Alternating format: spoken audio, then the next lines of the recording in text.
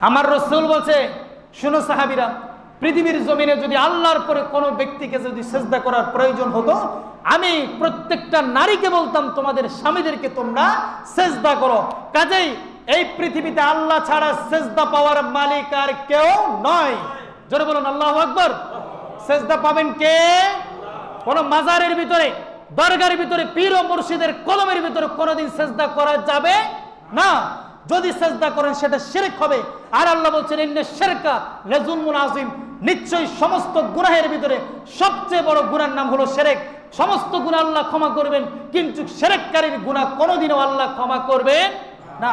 কাজেই কাউকে কোন রকমের সিজদা করা যাবে।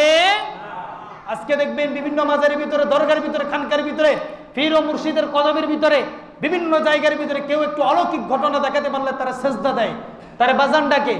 এমন বাজান ডাকুক আর মাজান ডাকুক সমস্যা নেই, কিন্তু সিজদা দিলেই সমস্যা। ওটা হলো শিরক, করা যাবে না।